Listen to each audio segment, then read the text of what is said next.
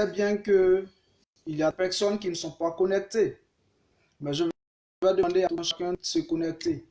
Parce que ce matin, j'aimerais partager quelque chose de très bien, de très fort. Et ceci va booster l'esprit de quelqu'un. Ceci va réveiller une chose qui dort en toi. Champion, je dis, championne, je dis. Vous n'êtes pas né pour être derrière. Mais bien avant tout, je vais dire merci au pasteur Félix Akakwadio, qui est mon neveu. Voilà, je suis son petit oncle, mais qui est quelqu'un de très bien, qui est dans le Seigneur et qui me soutient fort. Je vais saluer le frère messager du Christ, qui est un frère aussi à moi, qui vient de chez moi, qui est au Maroc, voilà, qui a son église. J'aimerais dire encore merci au père Wilfried Ngota, un prophète dont je reconnais très bien, voilà, et qui m'aide aussi beaucoup, qui me met encore sur la marche de toutes les choses. Dieu vous bénisse abondamment, et je n'oublie pas les hommes de Dieu avec qui je travaille ici en Europe, en Suisse et en France. Dieu vous bénisse. J'aimerais parler un peu de l'apôtre Seka. Dieu te bénisse. Je parle de pasteur Samuel. Dieu te bénisse. Je parle de papa Richard du côté de la Belgique. Dieu te bénisse. Il y a le pasteur Félix Quadio qui m'a dit quelque chose qui m'a beaucoup fait du bien. Et je pense que cette parole va te plaire. Vous savez, bien aimé, lorsqu'il y a un arbre qui ne porte pas de bons fruits, frère, cet arbre n'a pas de propriétaire. On ne voit personne qui vient dire que cet arbre est à moi. Si possible, même on peut abattre l'arbre. Mais quand un temps arrive où l'arbre commence à produire du fruit, frère, sœur, c'est là tout le monde cherche où se positionner pour pouvoir lancer quelque chose, pour pouvoir cueillir les fruits de cet arbre. Je suis en train de t'amener à comprendre une chose. Je ne sais pas quelle est ta situation. Je ne sais pas ce que tu traverses actuellement. Je ne sais pas quelle est la vie que tu mènes actuellement.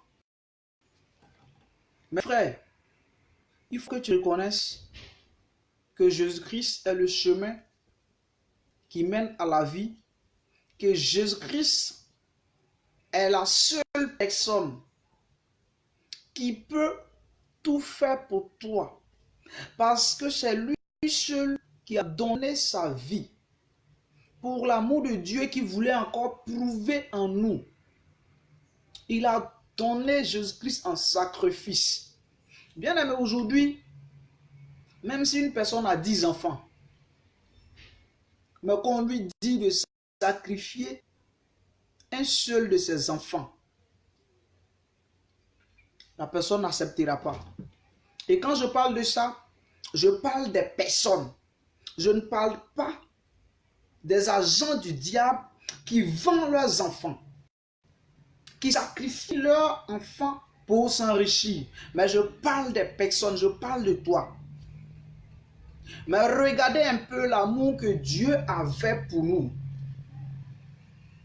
Malgré nous sommes pécheurs, malgré tout ce que nous avions fait, malgré nous continuons à trouver de désobéir, de ne pas respecter ces ordonnances, de ne pas les suivre, d'être toujours dans nos calomnies, d'être toujours dans nos adultères, d'être toujours dans nos convoitissements, d'être toujours dans nos mensonges, dans nos vols.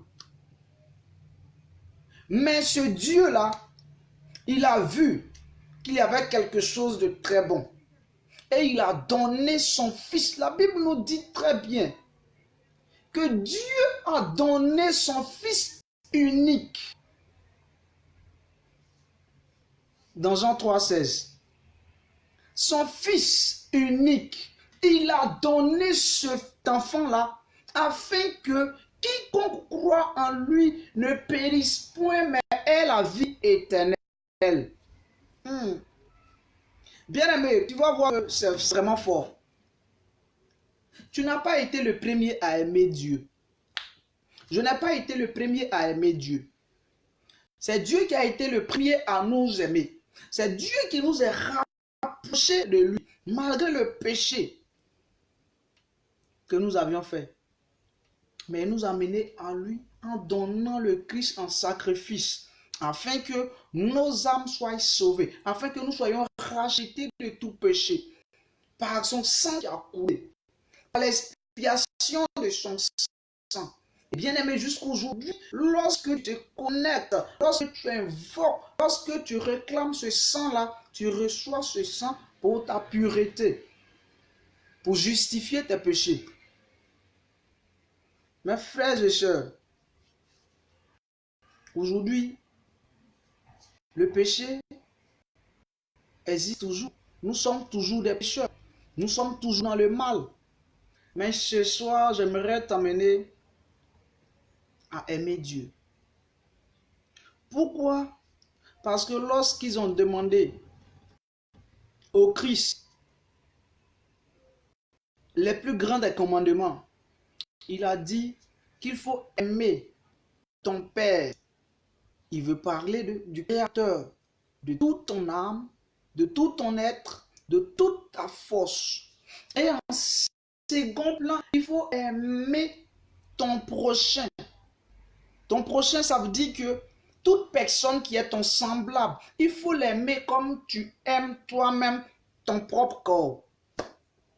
Bien-aimé, si la Bible nous dit que toute chose concourt autour de ceux qui aiment Dieu, c'est rien que pour te dire que la meilleure des choses, c'est l'amour. Qu'il faut pratiquer, il faut cultiver l'amour en toutes choses. Dans tout ce que nous faisions, bien-aimé, il est bien de mettre son amour.